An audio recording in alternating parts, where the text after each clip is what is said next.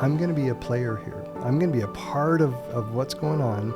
And I can't wait to learn from you and emulate you and have you be able to give me the responsibilities to carry forward what you're doing in healthcare today. That's who I was.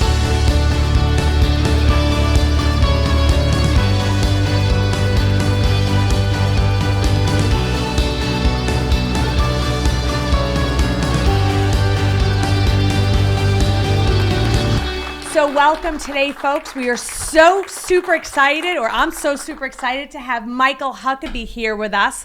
Michael is the Associate and Founding Director of the Mayo Clinic's PA program. He's been in practice clinically for over 35 years, 25 years in clinical leadership for APPs, and he's the author of Clinical Leadership for Physician Assistants and Nurse Practitioners. We are so excited to have you here today with us. I'm delighted to be here, Deb.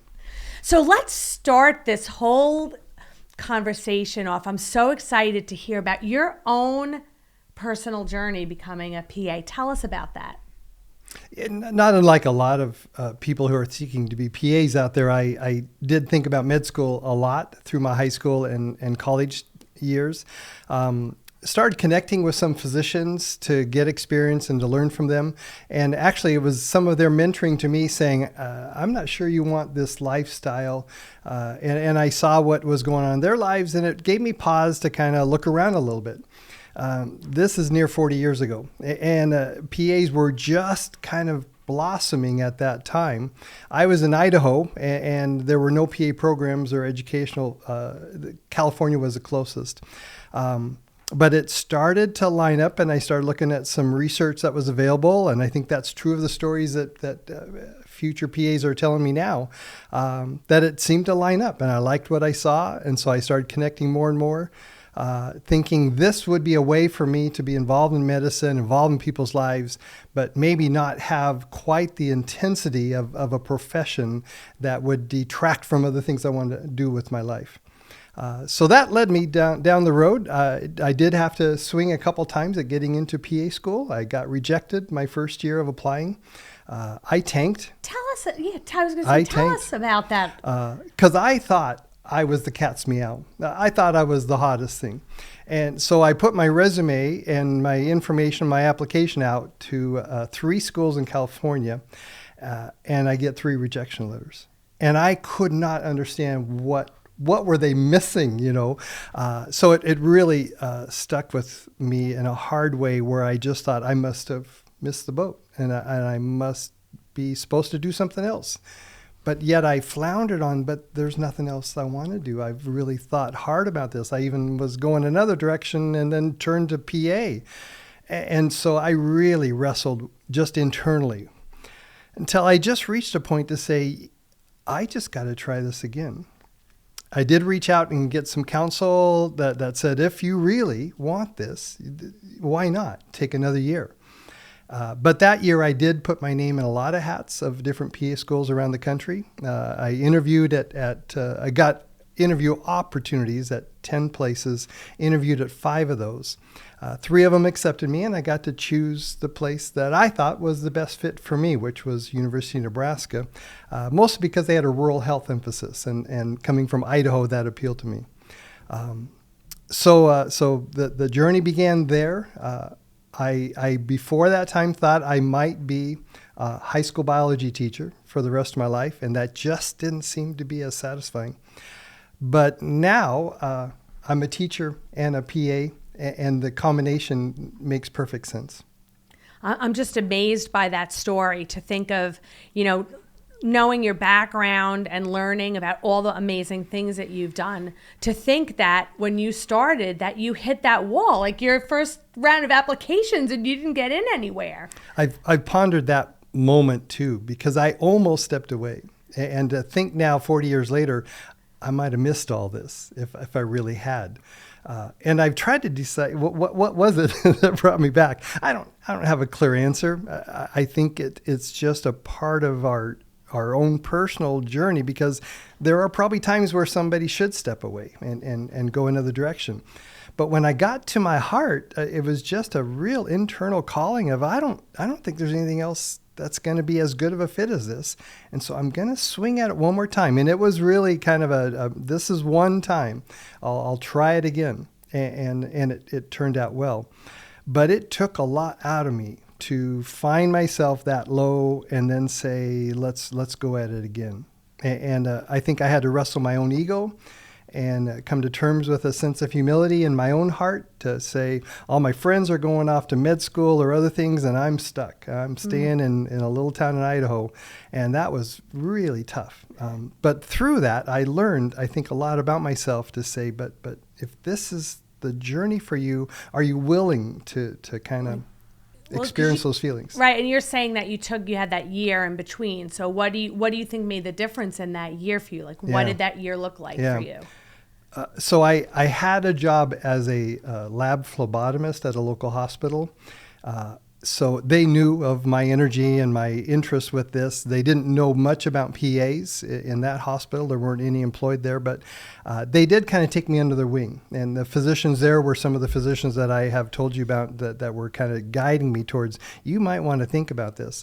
So I think they mentored me more along that way. Those were the ones counseling me to say, you might just stay the course and try this again, and we'll keep you on board. You can work full time. And they did also introduce me further into medicine. And so instead of just doing phlebotomy, they'd say, hey, something interesting is going on in the emergency room. Maybe you want to go down there and see what's going on. So I had some external counsel. I didn't do well in chemistry in my undergrad, and I thought that might be one of the things that were holding me back. So I went to my college that I went to, and I said, would you independent study me a chemistry so I could improve my grade in this? And they welcomed me back, and I was able to improve my grade for that. So I did take directed steps to say, if we're going to do this, let's make sure this time I look a little different than I did the first time. And I think I looked a lot differently when I made that next application. I love that story, and your resilience too in figuring out how to move it forward, even though you didn't get the result you wanted the first go around. So. I see a lot of applicants now as a PA program director, and I do see applicants who come back. It's not uncommon to not get in your first time now. And so often I will see those applicants come back a second time. And the toughest thing is when an applicant comes back a second time and their application looks just the same as it was. It's like, really? You've done nothing in the past year to improve your chances to get in? And it's a real red flag to me. Where I just and they're reapplying to the same program, which right. is like, you think you're applying to a different program. Maybe maybe they'll see something else in my profile that maybe another organization didn't see, but they're applying right back to you again. Right. Wow. So one of the things that I'm really interested in is, so there was no Mayo Clinic didn't have a PA program when you went there. So tell me a little bit about that. I'm really curious to know how you fell into that and what that whole experience was like, developing a program. I have developed 2 PA programs in my career, which probably helped me with Mayo Clinic. I'd already started a new PA program at a small private college in Lincoln, Nebraska. And so I knew how to start. That was an unusual setting where that school did not have a medical school. They had a nursing program. We had to turn the Lincoln community into a bit of a medical school to bring the people in to help us teach. But that process was challenging. It was in the 1990s, and I'm really proud that Union College continues to have a very fine PA program. But boy, it was pulling together on strings to build that program. And so then years down the road, I've honestly connected with Mayo Clinic in a variety of ways. I've had patients who have gone to Mayo Clinic for their annual physical and then come back to me for their routine health care. I have also had opportunities for students who wanted to have a rotation experience at Mayo Clinic, and they have always been open to that. So they've had PA students go through their doors, but they did not have their own PA program.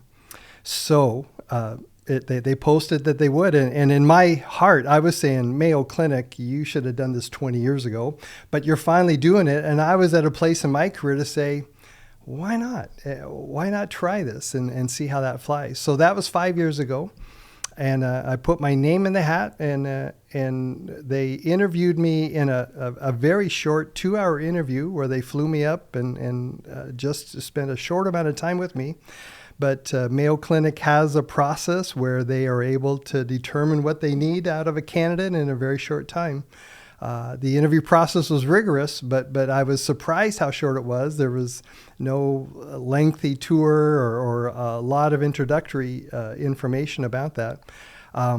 In my heart, when they offered me the job, I immediately realized this is really a pinnacle moment for me. Who gets the chance now to go to the institution that really has all the bells and whistles built in and does it very well to help them start a new PA program? But I will tell you, my challenge there was I'd been in PA education about 20 years, and I saw a sense of the future of education turning where we just can't keep teaching the same way we have been. And it's really the death by PowerPoint message of the next generation of learners don't learn as well that way.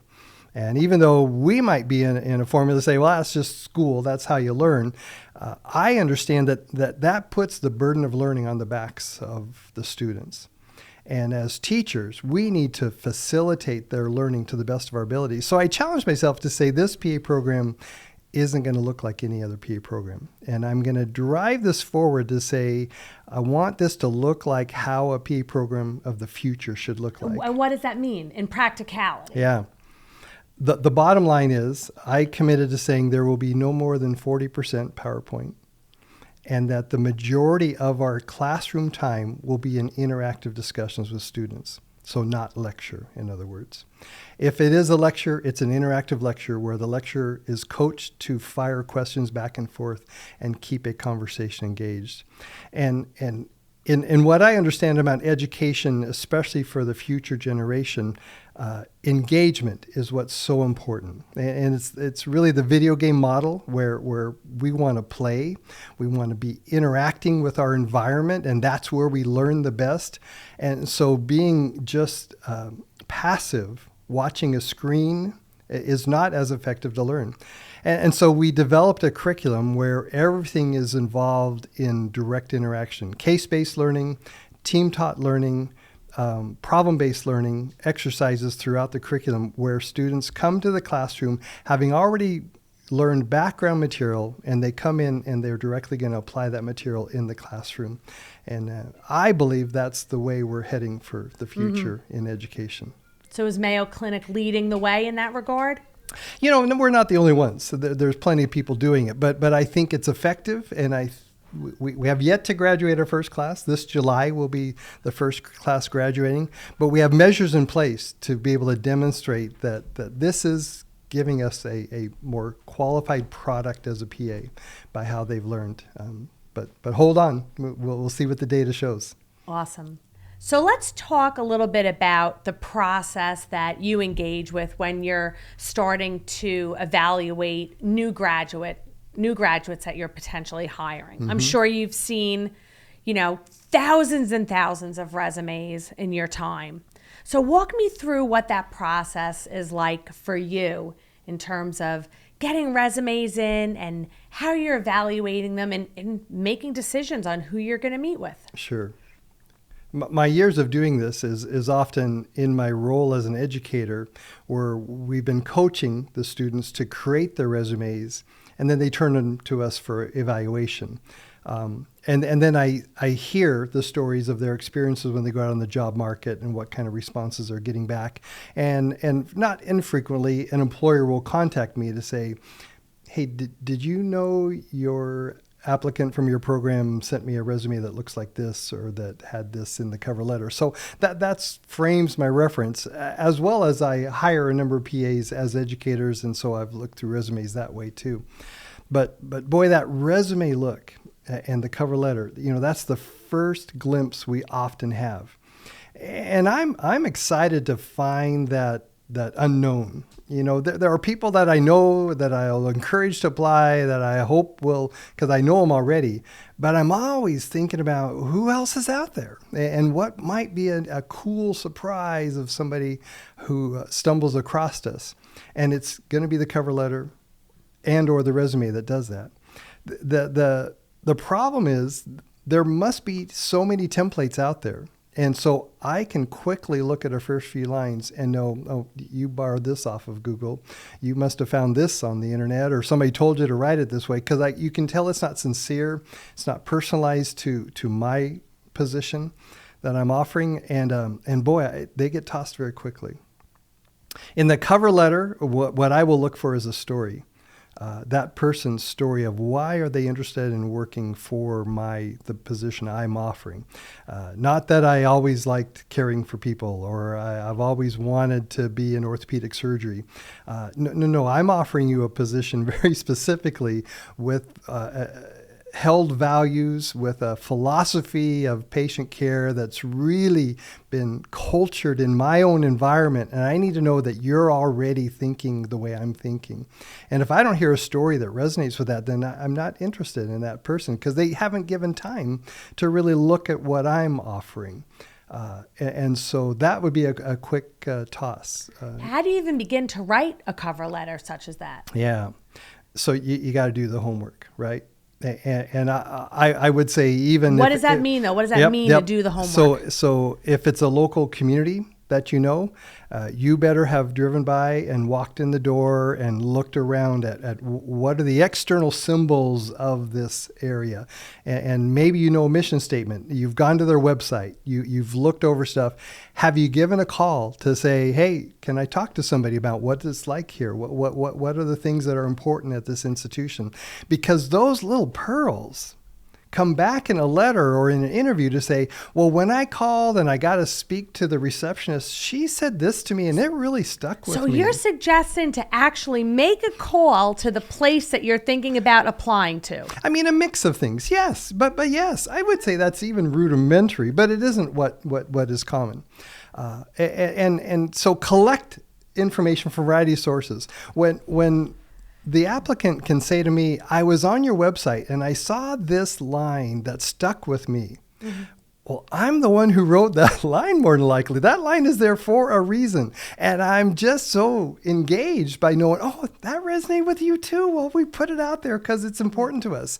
And so reading through that and finding those points with sincerity, that this does really mean something to me, that is enough to make me want to read more.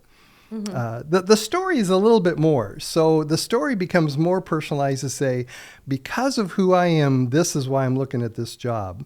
And it's because of this experience. I've had a childhood illness that I learned so much about, and your institution is the one that made a difference. Or I hope I can use that experience to further what your institution is able to do in healthcare. That personal story that really resonates with you, and you can communicate it. It's got to be in a pretty short paragraph, but you put that together. That's enough to hook me to say, I'd like to visit with this person more. You're only trying to get an interview out of your cover letter. You're not trying to get the job. You just need to get enough to get that interview. And then you continue to sell yourself down the road. So using that cover letter to kind of connect the dots between your mission and what my values are, to say, hey, listen, we might have a great match here. Before we move on, I want to rewind a minute, though, because I think it's so important. And you said it's not something that's common, but we want to give our viewers out there, tips and things that they can do to make, right? Because if you want to not be common so you could stand out from the crowd. Right. So tell me a little bit more about calling in somewhere and getting information and how to weave that into that story you're telling about yourself. Like, just call in and ask what? Like, what should they be doing? Yeah. I would welcome knowing that individual had the courage to give a cold call and whoever answers the phone, say, I'm a PA, I'm about to graduate, and I'm thinking about your place for where I could work. And can I hear a little bit about why you like why you like working at this place? Or is there someone else you recommend I talk with? I would just like 5 minutes to hear of what it's like there. Wouldn't that make you feel good if you were on the other end of the phone? And who's going to hang up? And if they do, then you don't want to work there, right? That should give you a real message of what it's about.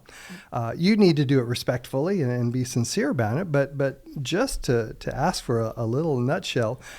I like giving them the call to say, well, yeah, I'll be glad to talk with you. Or no, I'm going to have you talk with some, kind of give them permission to move that around so you're not kind of nailing them against the wall for that. But the other piece is, if you do you visit? Can you go up to the front desk and say, I'm thinking about where I want to work, and I'm kind of impressed with what I see here, and I just want to meet you. And what a way to leave an impression if you do that well, right? Somebody's going to remember you're the one who even walked in here out of the blue, and you hadn't even put a job request in, but you're talking to us about it. So those kinds of things, I'll encourage the creative energy behind it to make it yours, own it. Don't just do it because you heard it here. But what would that be like for you to just step out?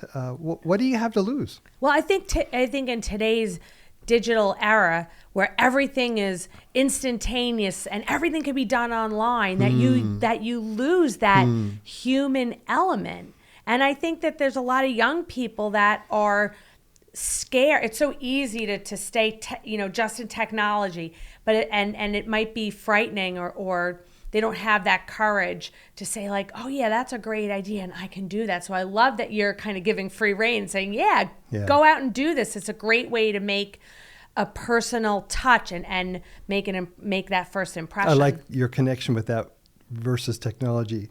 Except for as a PA in patient care, it's always in-person stuff. Even if it's through the TV, it's still, we're making a connection people to people. And so looking for opportunities to do that, if you're a PA worth your salt, you should be very comfortable doing that. So we're talking a lot about the resume and getting that resume into your hands. And I'm sure at your level, you're not the one who's sifting through hundreds and hundreds of resumes when you post a job. So what is that process like, and what could that candidate do to make sure their resume gets into your hot little hands? Yeah. I think almost every agency now that's hiring goes through some kind of a screening process, and it is often mechanized. So it might be actually a machine that first looks at the resume and the cover letter, then maybe it goes into an HR hands, then maybe it gets to me. So knowing when you're making your application that you've got to kind of jump through those hoops first, it's really important to look directly at what is asked for in an application and make sure you've filled every line and every blank with something. If you didn't fill in a line because you didn't think it applied to you, that could be enough to the mechanized system would kick it out. And say, we're not going to see it. And I have had to chase down a resume that I knew someone had applied for a position. And how come I didn't get the resume? And they have to then run through and say, oh, it didn't pass through because their date didn't align or overlapped with another date. And it was a typo, which is the other key. If there are misspelled words, that's enough for either the system or the HR rep to say, we're not advancing this person, because they're embarrassed to bring that to me if they misspelled a word. I think some of that is a little bit of the person's own framework, because there are those in my role who say, I want to make sure that everything is perfect. There's value to that. But I make enough typos myself in what I write, even though I've looked at it a zillion times, that if it's a small typo, I want to see the content. I want to see what else is there. And so it's a little bit personal, but I would say just one typo isn't enough to kick it out for me, but it might be on the machine or by the HR person. So just make sure you've really followed the rules. You've done everything to get yourself past those bots. But that only gets you hopefully through the HR. Now you got to snag my attention. I want to see at the very front end something that really lets me know that you are committed to the same values I'm committed to. Now, on a resume, a lot of times there's a goal statement or a passion statement at the beginning, and boy, do those sound alike on most resumes. I love caring for people. I am passionate about making people feel better. That's what every PA says, and so that doesn't stand out. Certainly a value, but that's more about what they're about. They're not connecting that statement to what you're about and making a connection. So trying not to be, trying to show that you're not just making this about, I want this job for me. Trying to say, I want this job because I know what I'm able to contribute to you, because you're trying to sell yourself to me. And so if I see that your passion is to make us better at what we do, that's going to really reap a lot of rewards, catch my attention. You, as long as you're sincere about it, and as long as it comes across sincere, but you also want to be really careful of your word choice so it just doesn't sound like everybody else. And so think about each individual word, especially the active words that you'd use, the verbs that you want to use, to maybe even go to a thesaurus, pull out 4 or 5 words that mean the word you're thinking of, and then say, oh, I kind of like this word a little bit better. Maybe it's got a little punch to it. Maybe it's got a little zip, or maybe it's a buzzword that's more relevant than something older. Allow yourself to have that flexibility as long as still it's you.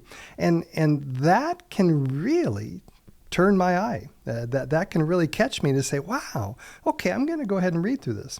But if I see a goal statement that says, I'm here to help people, and I especially like orthopedic surgery because I broke my arm when I was a kid, that's a dime a dozen. That doesn't resonate with me, and it speaks to your own personal experience, but it doesn't let me know that you're going to contribute anything to what I'm trying to achieve in the role that I'm offering you.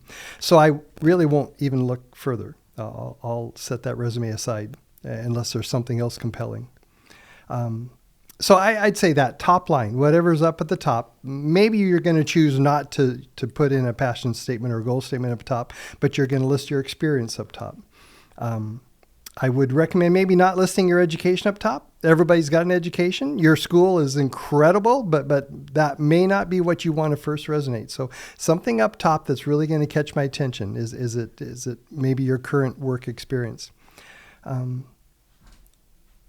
Another area that I see so commonly, especially for new graduates, is they'll put the list of all of their rotations by name and by location and maybe by a name of who their preceptor was. And I'm not going to pour through those. Everybody has a breadth of experiences. That's a requirement of PA education. So your PA program has made sure you have that. And I don't need to see all of the individual rotations that you've had because everybody has had the same experience. It really doesn't tell me about you. It just tells me that you had a PA education. But what of those rotations were really exciting for you and really landed well with you? That would catch my attention. And as a new graduate who maybe doesn't have a lot of other things to offer to the table, if I see that you did a neurosurgery rotation that just made you really appreciate the value and you want to work for my institution because we do neurosurgery at a very high level with a lot of expertise, that makes more of a connection then. So I don't need to see this bank of your 12 to 15 rotations. I'm going to be excited with the one because of it's what you're playing. So really putting out the clinic, if you are putting rotations on, to put the clinical rotations up at the top of that list and really highlighting them to make that connection to the job that you're applying for. The specific rotations that really resonate to the job. Exactly. Fantastic. Wow, you've given us so much information about the resume, the cover letter, what to put in, the importance of it being correct and accurate. So thank you. I want to talk a little bit about the process, right? So now you've picked the resumes that you're going to see. You've set up your interviews. They arrive that day. Tell me what the process is like for you, what process you've developed over time to really drill down in those in-person meetings. So with the interview?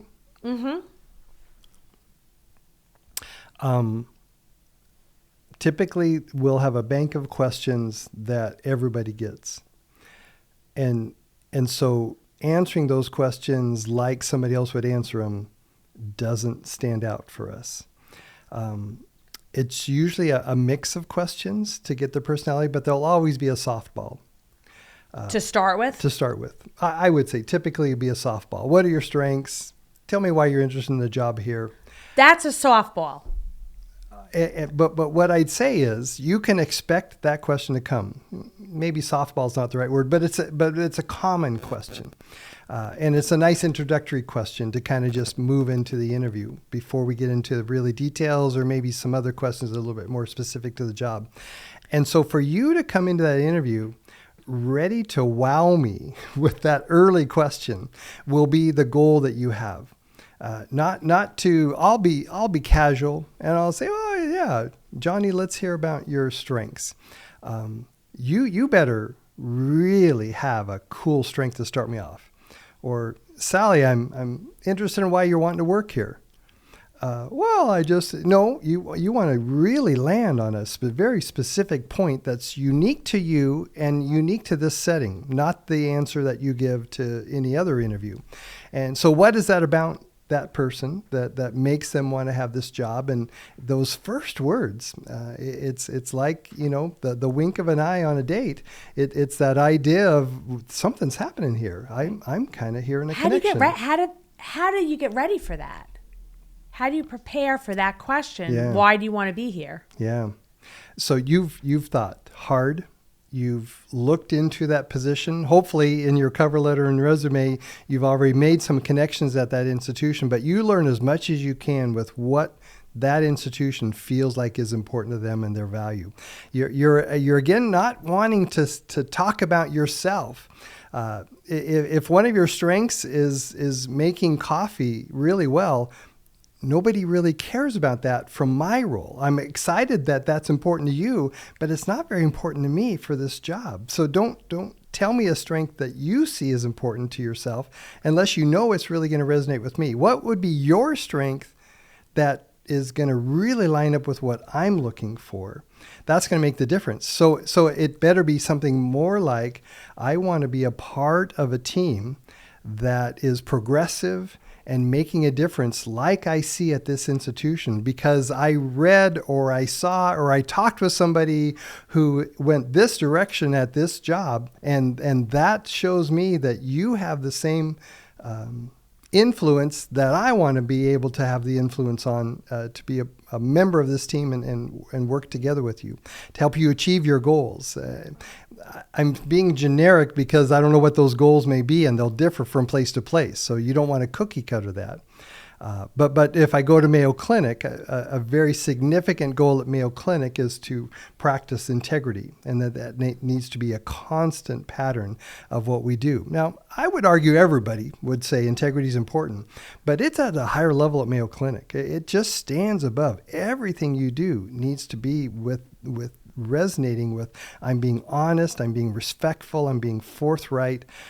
And so for you to be able to put words behind yourself that speak to that, and that's a value that you clutch, will resonate much more with me if I'm looking to hire you. How do you let that Clinic. come across though? So you're talking about integrity. How do I show you in that interview that I'm a person of integrity other than just saying that you're a person of integrity? And that doesn't do it, right? So you don't want to say, oh yeah, I have integrity. That's like the wrong thing to do, right? So it is to tell a story.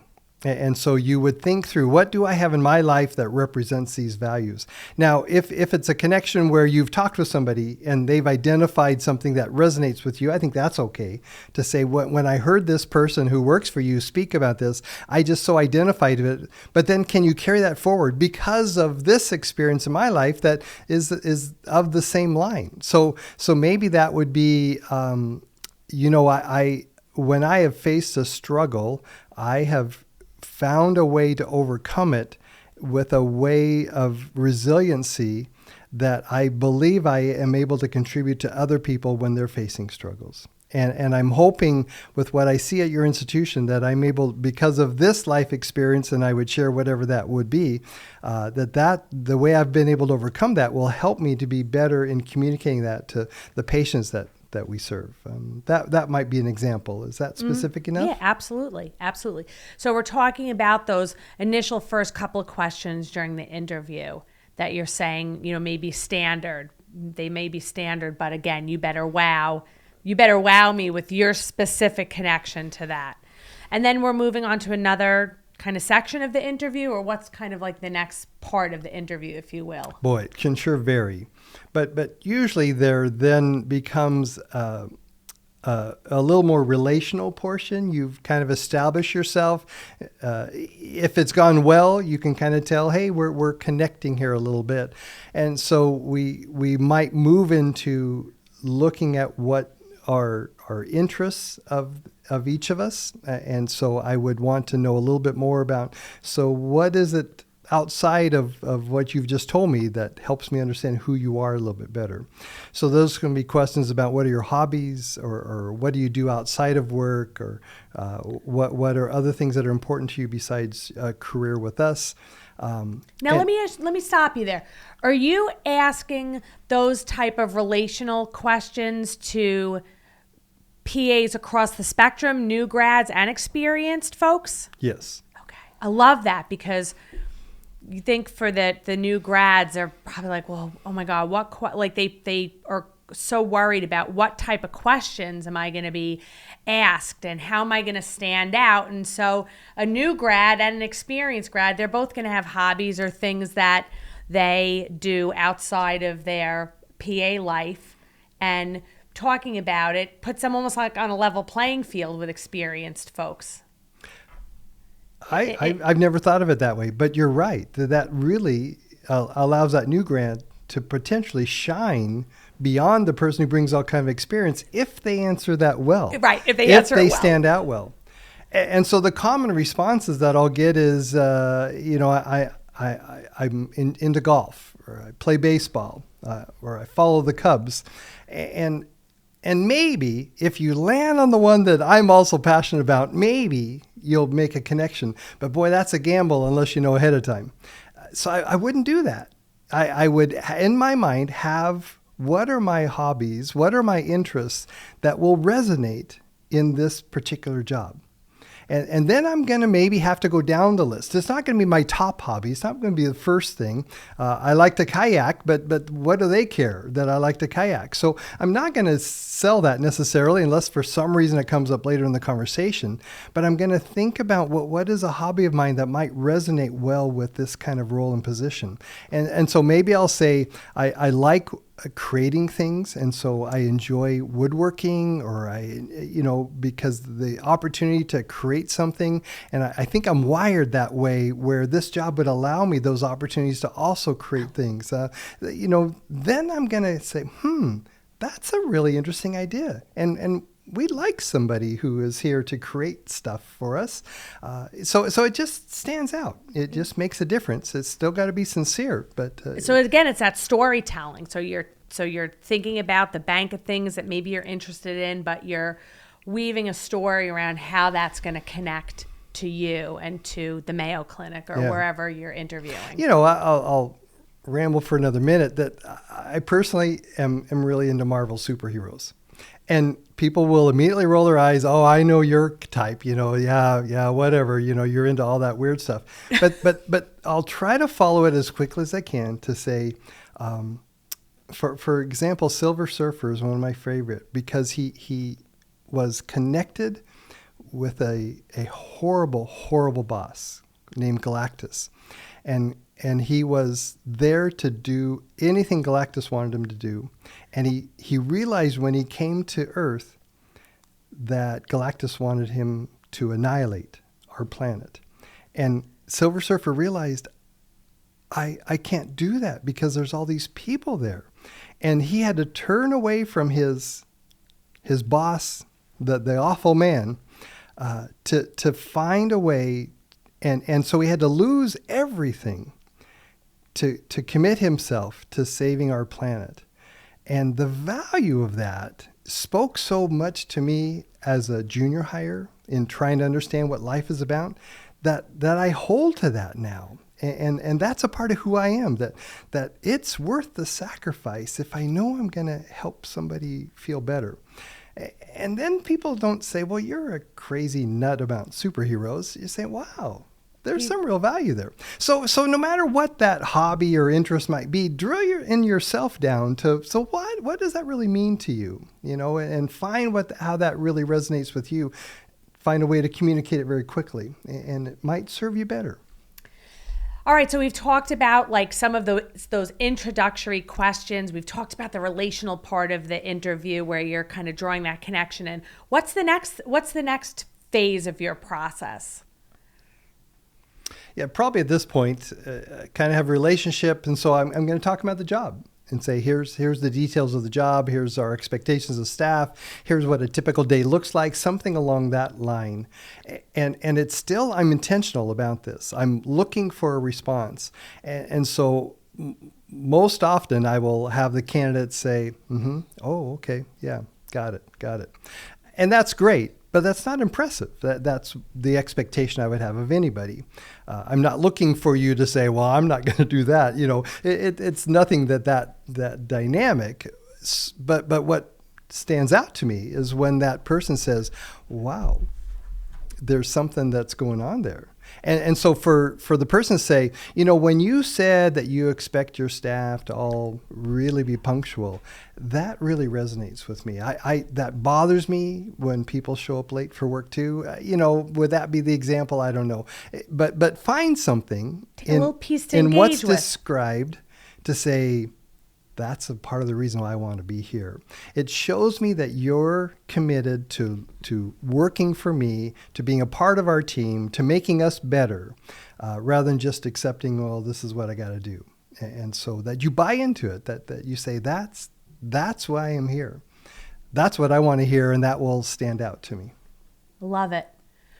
Think about the new grad specifically at this point in time.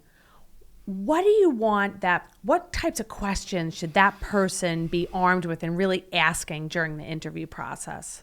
What the new grad should ask during the interview. What should they come in prepared to ask? Yeah. So a common question of the interviewer will be, do you have any questions for me? And it's a real zero if the candidate says, I don't have any questions. No, you've answered them all. That should not be done, no matter what, no matter how thorough it's been. So your mind might need to churn, because maybe they did really do a good job of covering the basics. But you want them to maybe expound a little bit more on something that you've already heard. That's great, but engage back. But try not to make it a selfish question. Try not to say, I'm wondering how you're going to help me as a new grad to get acclimated to your environment. We're not ready to go there yet. Hopefully we have some things in place. Hopefully we're respectful that you're a new grad and you might need some extra help to get acclimated. But let's not tie up the interview with that. That might be for a later question if you're offered the job, that type of thing. So ask a question that allows me to talk more about what you're able to contribute to what we're doing here. And so the questions might be, and particularly as a new grad, is to say, I've heard you talk a little bit about this. I'd like to hear more. I'd like to understand that better as a part of the role, or why. Maybe I'll pause with that because my mind's racing to something else. Another question I hear new grads is, what are you looking for in me? What do you want me to be? And that I don't like either, because then I feel like you're looking for, I want to make sure I can match up to your expectations. And so I will answer those questions, and I'll say things like, well, we need you to be of integrity and compassionate and a team player and all those things. But I'd rather you avoid, I'd like to think you already know that. You're here looking for a job because you already think you want to work here, and that's the passion I'm really looking for. So there's the kind of what not to do. The to do would be to pull out something I've already said, to say you want to hear more about that, to show me you're interested in what I've done, and that could be of a variety of things. You don't want to ask about hours. You don't want to ask about call time, not at the first interview. Don't ask about details of how hard is this going to be that would convey that in any way. But you might want to say, what do you see this opportunity leading to in the future? What would you like to see your institution grow to? What are the new developments that you're excited about here? Maybe they've already shared those things, but boy, that would be an engaging question. And I, as the employer, would love to talk to you about my dreams and my hopes and what's going. But it lets me know you're interested in how this place is moving forward. So those would maybe be the lines of questions I would suggest. Love it. What is your the toughest question you ask? I've got a couple. All right. Yeah, I'll hear more. One is, who are you when no one's looking? Who are you when no one's looking? And it takes people by surprise, typically.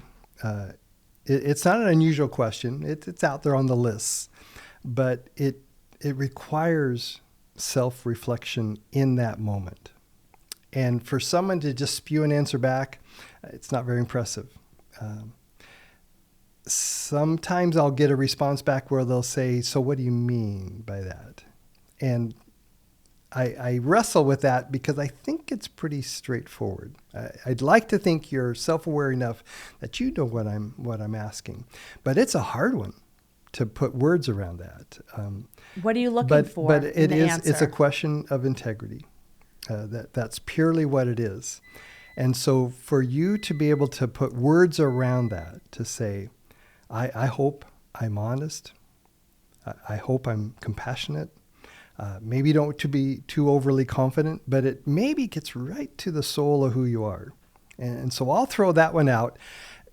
More so judging how do they handle it, because that's a tough question. And so to be able to put them on the hot seat a little bit, see how they wrestle that one. Are they a knee-jerk response, or do they quickly just say, I don't understand that question. Can you rephrase it? I want to have you think about that. What else? Yeah, the other question that I like to pull, and I see it a lot on sheets of common questions, is to ask some version of, who is your hero? Or who is someone who is no longer alive that you look up to, or something like that. I'm looking for the response to show self-awareness and self-reflection. And the response is supposed to be something that tells me more about really what's important, what's the heart of the candidate. And so a common answer is a family member, grandma, my mom. And if it sits there, well, everybody loves their mom or their grandma. So there's got to be more of a story in there. The tough part is every once in a while, it causes a break in emotion. You should never cry in an interview, but I think with this question, maybe, if it's real and sincere, you shouldn't be too embarrassed about that, because you may be telling a story that's pretty intimate and pretty meaningful. And so I don't look down on someone who in that moment, but it's so interesting to hear a broad mix of responses where it may be a president or it may be a political figure, or a lot of times it's a family member, but I want to hear why. Why is that person a hero for you? And then I will always hear a story that's unique to that person. But if it comes across as trite or simplistic or superficial, I really respect this person because they've made a lot of money over their career. Boy, that's not the value system I'm looking for in this role. But if I hear him say, Abraham Lincoln is such an amazing man, the way he was able to conduct his presidency despite all the odds and yet uphold his character. I could just learn from him if he was around today to know how did he get through those. That's more, well, okay, I see those are important to you, those are important to me, and I find it fit that way. So I find that to be a very compelling question to ask as well. So to really kind of dig in, not just give the answer on the surface, but then to really kind of give the underside of it to really show you, like you said, what's going on and hear for them. To use every question, if you can, to turn it into a story. I'm going to back up to say I earlier said I don't like the question that I'm posed by the candidate that says, what are you looking for? Or what's the right candidate for you? Because I feel like they're going to just try to match it then. Whatever I say, well, I'm your guy. But what if instead I say, well, we're looking for a person who is just compassionate, but a high work ethic and a really strong team player.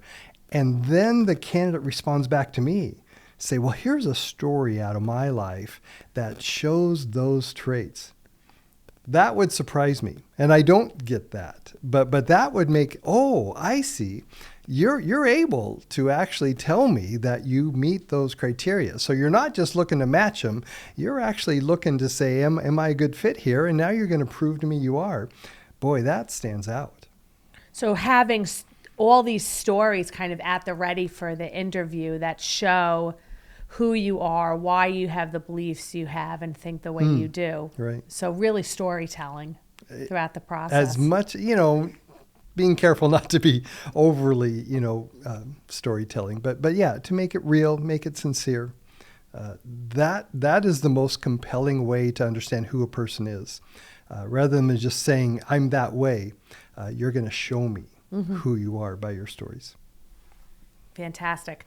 I want to talk next about the part of the interview where the red flags come up from candidates, the things that candidates, new grads can be doing that really make you, like the hair on the back of your neck stand up, or like, I got to proceed with this interview with caution.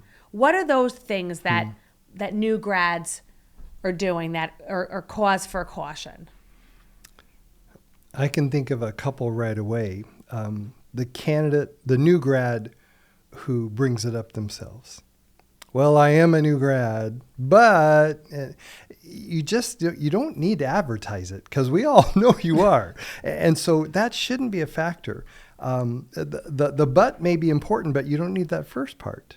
The beauty of you as a new grad is you bring freshness to the table.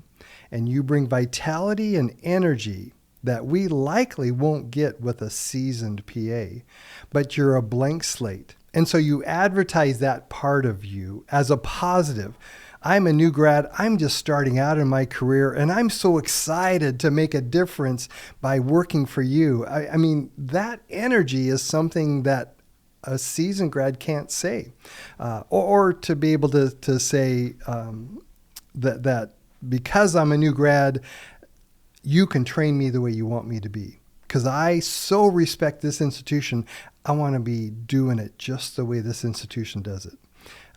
And I would say from an employer point of view, I have had people who come to me and it's hard to reteach them how to do something they've been doing for years.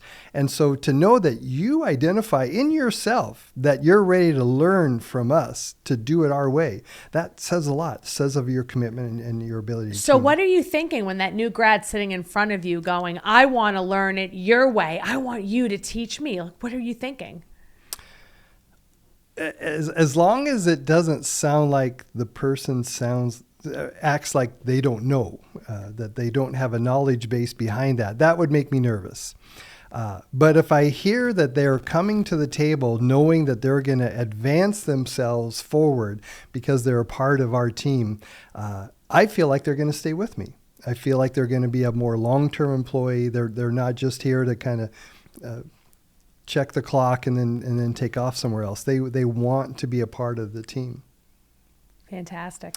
The other red flag is criticism in any way. Criticism of a school, criticism of a faculty, criticism of a situation. And I'm surprised how much it will come up. So sometimes we have to be so self-aware of our own nature that sometimes we do have a tendency to put somebody down because it makes us feel better about ourselves maybe. I don't know what it is. But to have someone say, yeah, I had this one class that I struggled with, and the instructor just wasn't a very good teacher, and so I just don't think I learned that very well, but I was able to overcome it. I just don't need to hear that. I don't want to know if you're a complainer. And if I hear anything that smacks of being a complainer, that's a real red flag to me. It may be real. It may be sincere. Maybe you really did have a crummy instructor. You just don't want to address it. You want to stay respectful at every level in that interview and probably own more of responsibility yourself if there is something that has to come up for a fault. That might show up if it is a new grad and maybe I have a transcript in my hand, or I have an evaluation where there is a mark that just kind of strays off the playing field a little bit, and I'll say, what's that about? What happened there? And then I hear it's somebody else's fault. That's a red flag. So how can that brings up a great point. You have a new grad, you have a transcript in front of you. Maybe there is one or two outliers. How do you handle that in a way where you're not going, wow, this person's just like complaining and... Yeah. Anytime you'd have a situation where you have to speak to a weak spot, you show that you've moved from it, you've moved forward from it. And so to say, there was a point in my life where I got knocked down. That didn't go well. The grade wasn't what I wanted either. And from that point on, I learned this about myself so that I wouldn't go there again. Or I studied harder. I understood I had to master that area. You speak of how you responded to it to overcome it. And you make that a part of the story. I would argue that makes it a positive. And even though you've had to identify it as a weak spot, I'm coming out of it saying, wow, if you're able to be that resilient after getting knocked down, that's what I'm looking for. That's pretty cool. I love that way of describing it. So anything that's coming up during the interview process, something that you feel like you're not the best at, or this is my weakness, like addressing it, but then, well, what did you do to rectify it? How are you self-reflective, knowing that, like, hey, yeah, maybe I was this way, or this happened to me, but how you grew and learned from it. It comes up a lot in the what are your strengths, what are your weaknesses question. So your strengths, you really want to nail something that's exceptional and pertinent just to you. And resonates with you. And resonates with me. Right. But on the weakness side, very common, if they're going to ask about your strengths, they're going to ask about your weaknesses. And for you to kind of have that thought through shows you're self-aware, shows you know yourself. But the common answer, the textbook answer is, well, I'm a perfectionist. And, well, please, let's move away from that one. But mine, and it's very sincere, is I'm gullible. I am very trusting of other people, and I get myself in trouble sometimes because I'm just too trusting. I just expect the best out of people, and there's a part of me that doesn't want to change about that because I like myself being that way and being able to kind of bring anybody to the table, say I'm going to look for the best out of you. But I've learned through getting knocked down enough times, I know it as a weakness, so that I do have a bit of a radar now that I've learned over time, and so I'm better at it than I used to be, and I'm not as gullible as I used to be. So to unpack that answer, I was able to speak of a very specific weak spot that I think everybody'd say, yeah, that's a problem, but I'm able to show I'm working on it. I'm better than I was, and I recognize it, and I think then that ownership speaks maybe more of who I am and how I respond to those tough spots. Fantastic. We've talked about a bunch of red flags. What are some kind of go ahead or green flags that come up during interview that make you want to learn more about that candidate? What could they be doing or saying or asking? Yeah. When they're able to tell a story sincerely that lines up perfectly with what they should know I'm looking for. So I don't have to tell them. So it's that they've looked at our mission statement, or they've been to our website, or they've gone into the office and met somebody, seen something hanging on the wall that was meaningful. When they're able to make that connection, boy, that really does speak loudly to me. And I'll follow up with them about that. And I'll want to hear more. And so looking for those opportunities where it makes me want to ask more questions of the candidate is really great. So it's finding those pearls that you know are a hook. Let me go back to a couple positions ago where I knew their emphasis was primary care at a clinic, and they weren't offering a lot of specialty help, and so they really wanted to focus on primary care. I understand that means they're wanting to meet the needs of everybody, and not and try to reach as many people with quality health care across the board. So I came up with a story out of my experience where I had to kind of stretch myself to reach out to somebody who needed primary care and wasn't able to receive it very well. The patient didn't have any source of payment and insurance, but needed health care, and I engaged that person to come in and see me for their health care with the auspices that we're going to do this one check to kind of make sure everything's going all right for you, and then we're going to have you get the support system you need so you can follow up with us later. That story does resonate well. We're not wanting to just say I'm here to provide free care, but that connected me with that individual who then trusted me for their health care where they otherwise weren't very sure about the healthcare system. And I was able to help that person find a means to be able to receive care for the payment needed for their services. And it actually turned into a great relationship with that office. Knowing that primary care services office had that value in place allowed me to relate a story out of my past experience that I think connected well. And they wanted to hear more about, well, how did that work? Well, what did you do? So I told it very briefly, and then they followed up with me about it. I did get the job. I felt like that was because that story really resonated with them. When you're looking at the interview process for how things are done at the Mayo Clinic, how are decisions made? You've interviewed somebody. Is it by consensus? Is there a hierarchy of how you make decisions on who to hire? Yeah, I think that's a personal style, maybe more so than how Mayo Clinic does it. This is how I do it. Mm-hmm. But I'd like to think it patterns off of what the institution supports. It is my call. I am the boss of that program. And so I know if I have problems with that person down the road, it's on me. But I need to have the team together, and I need to make sure everybody is able to contribute. And so I do bring several people in on engaging the candidate so they get a chance to all meet. And usually there's at least 4 or 5 individuals that the candidate will meet with. And then I do get their input to say, what'd you think? And there have been a few times, not often, but a few times where there's been discord, where the person I wanted wasn't necessarily the top person that the others wanted. And that's tough. How'd you handle that? Well, I've gone both directions.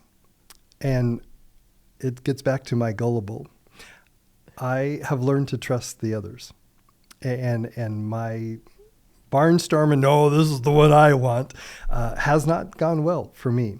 I'd say that might not be true for everybody, but it's a part of how I've analyzed my own ability of being gullible, where if it's reasonable, the things I'm hearing from the others, I have gone with them. And I would say I've never missed the mark. I've been very glad, and I can think of a number of situations where, boy, I almost missed this because I thought somebody else was better, and I'm so glad that I listened to the others around me. Tell me a story where a new grad has beat out someone with experience. What was the magic touch? Yeah. The humility of a new grad is striking. They just don't have enough to brag about, right? And so I have seen often seasoned, experienced PAs come into a position for an interview, and they're just pretty confident. And they're pretty much able to say, oh, I've done this and this and this and this. And the new grad just has no place to say that. So the new grad comes into the next interview and can't even compete at that level. But yet they show that humbleness of, I'm going to be a player here. I'm going to be a part of what's going on.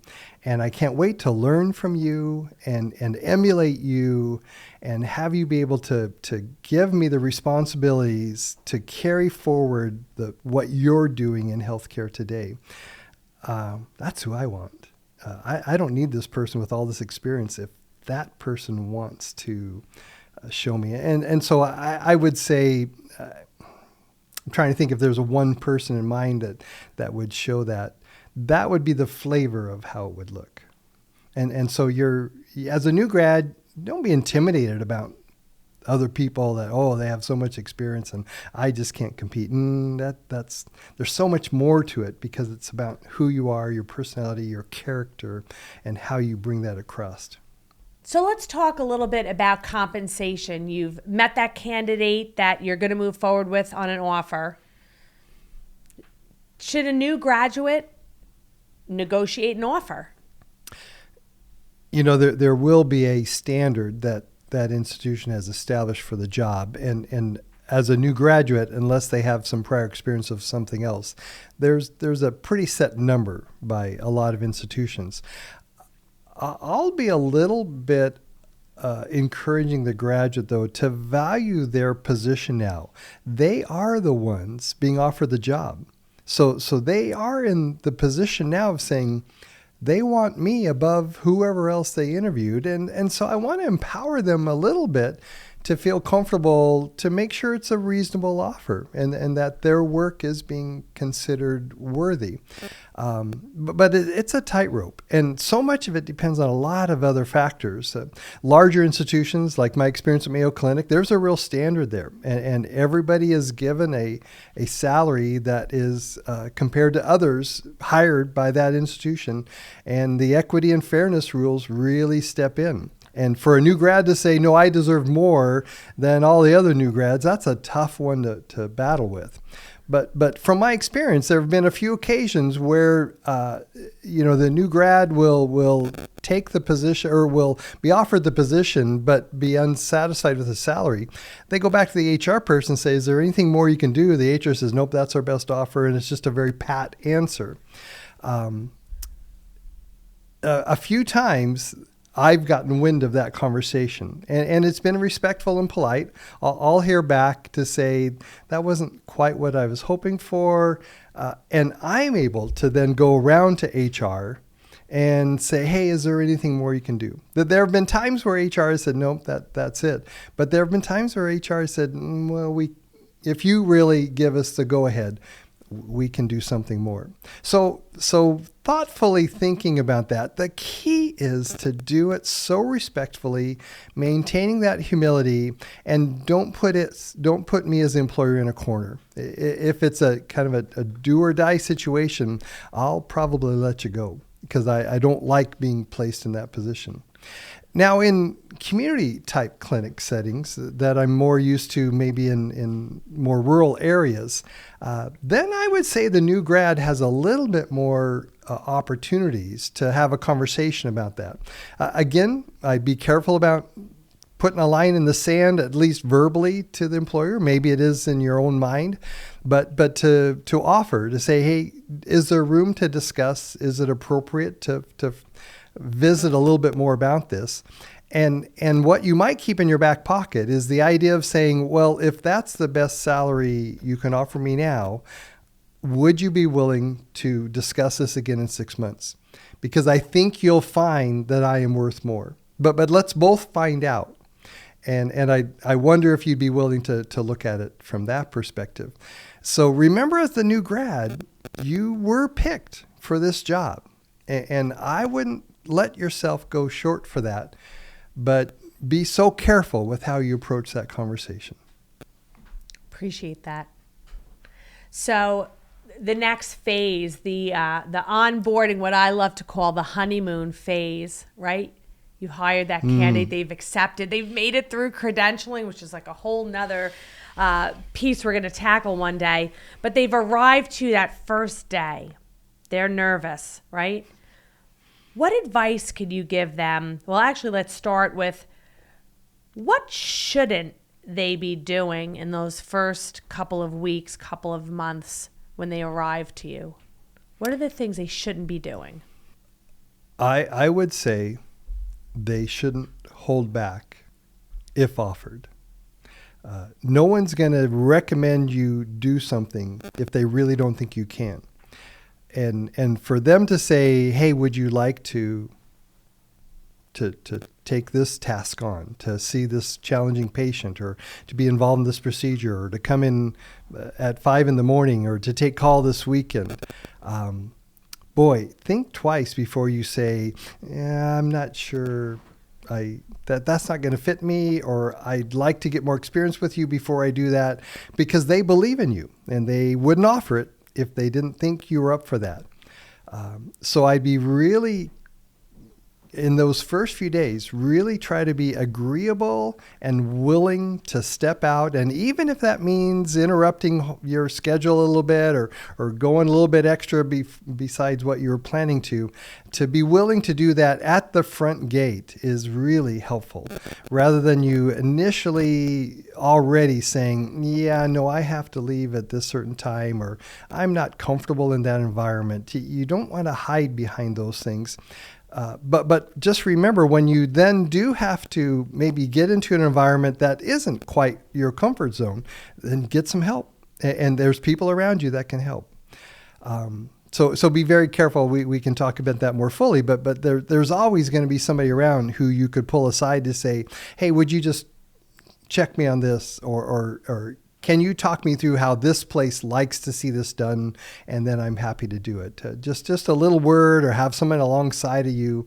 But for you to admit to say, no, I'm not comfortable with that, boy, that's doesn't sit well, doesn't feel good for you, doesn't feel good unless you're really invited for that. You know, the employer may say, are you comfortable with this? Well, be honest. But if at all, try to say, yeah, I'm willing to try. I'm willing to work on that. I'm going to do that. And then make sure you have the support around you to do it well. What other things shouldn't you not be doing when you first arrive? Yeah. Don't be late. Be early. Be willing to show that you're there for the extra mile. Later on, you may want to put some boundaries around that. But initially, you want to be the go-getter, and you want to be the person that everybody recognizes, hey, I can ask them. And allow that to be your reputation up front to begin with. What other things have you seen in your career?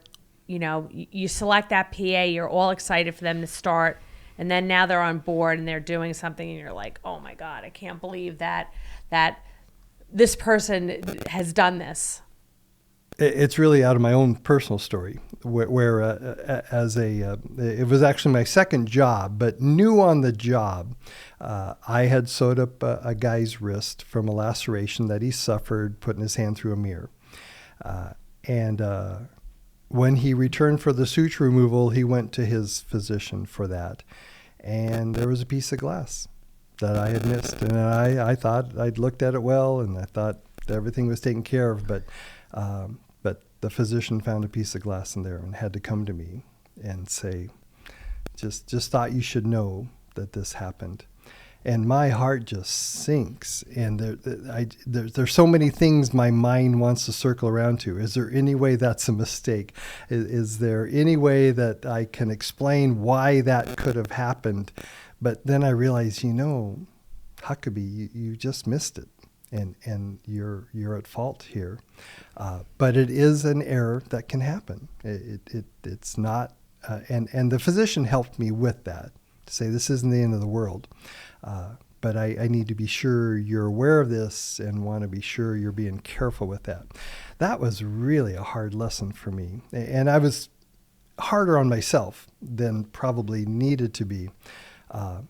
The issue then is I didn't want to be on call again by myself. I didn't want to take the responsibility with that. And I had to kind of get over myself to say, but I know how to do this, and I know how to look at that. And I don't know what size the fragment was. Maybe it was so small. I don't know. We didn't go into the details with it. But to be resilient, I think, is really important. That if you face an obstacle, you got to own that, and you got to. So seeking that feedback, it would have been better for me to have to find that out by my asking rather than someone coming to me. That would have been an unusual situation. But maybe it would be a great idea to stop maybe a few days in or a week into the job and say, hey, can I have 5 minutes at the end of your day? And I'd like you just to tell me how you think I'm doing. And what's anything going on that you'd like me to explore and be sure I'm doing well. I will bet they'll always have something to offer you. It's a great question to ask. It shows your ability to want to contribute to the team, but also shows your humility of I'm understanding it may not be a perfect world yet. And so can you help me with that? And it allows you to initiate that conversation so somebody didn't have to initiate with you. So that's a great piece of advice on something that you can certainly do to make sure that you're adjusting right and asking for feedback and engaging.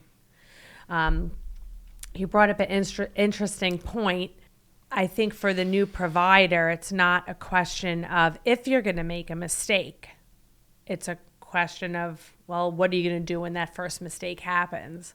So you've started to allude to it a little bit and how you handled it in your own professional life. And I really do appreciate that, because some people might be sitting here and saying, well, you know, here's this top level leader from the Mayo Clinic, and he wrote a book and he must know everything. And I like that you're bringing it back to show our viewers and new grads that, you know, even you had your own journey and your mistakes along the way. Can we normalize that? Can I tell you that I have called the pharmacy and ordered the wrong medication?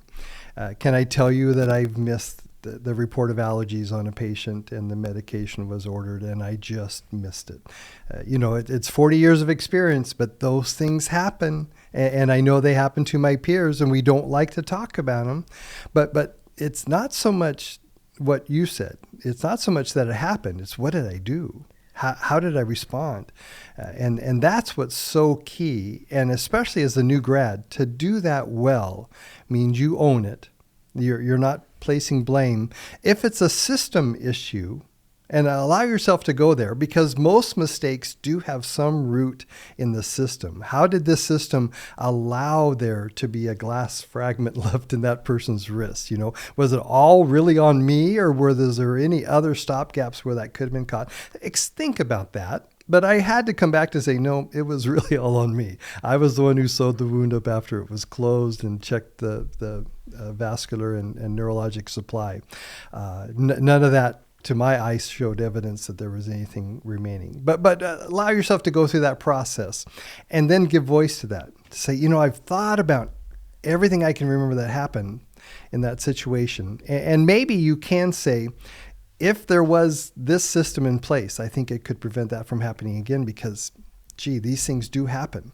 That would be the drug allergy thing. There are systems you can put into place to make sure that a patient is not prescribed a drug that they have a listed allergy to. So if that's not in place, let's get that in place, because those things just do happen.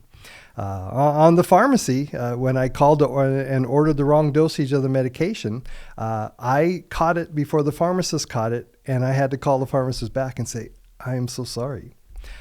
But I realized I made a mistake, and I need to ask you to correct this. Is there any chance you can still intervene before it goes to the patient? Or I need to do something to call this back.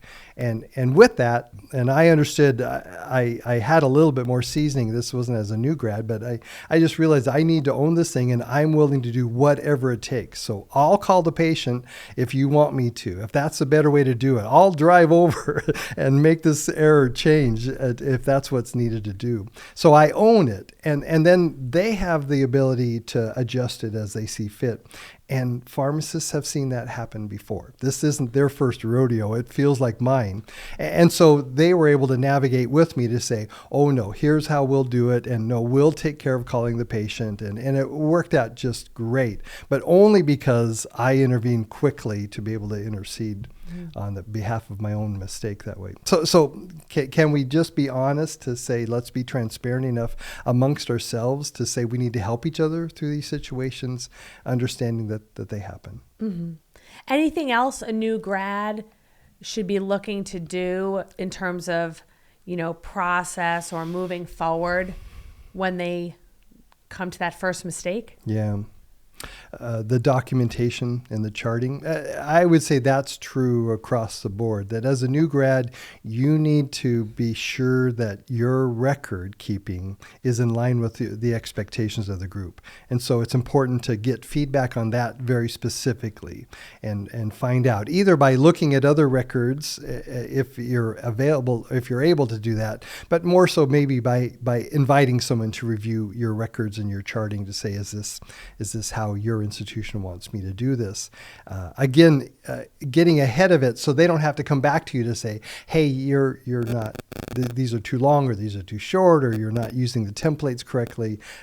Invite that conversation on your own. You gain so much and you feel so much better about yourself for them to, again, provide you the feedback so then it doesn't later come back as a criticism. It can be more of a teaching point that way. But in the era of mistakes, you've got to document those errors as well. And that becomes an important part of the record, and that allows you to feel some sense of risk and some sense of liability.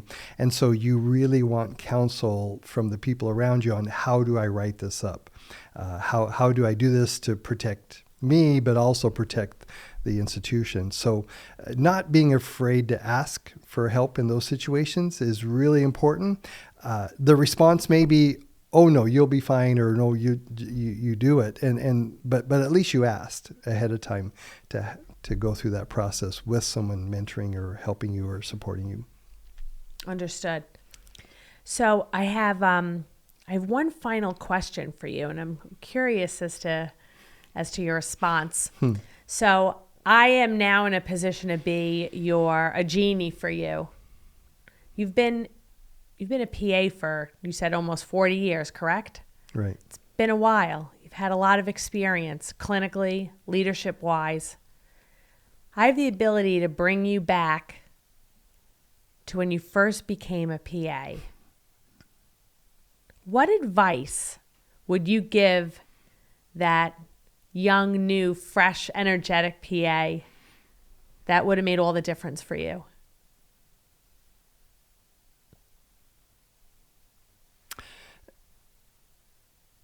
It becomes very personal. It's almost like those interview questions where it becomes, now you're going to hear my heart.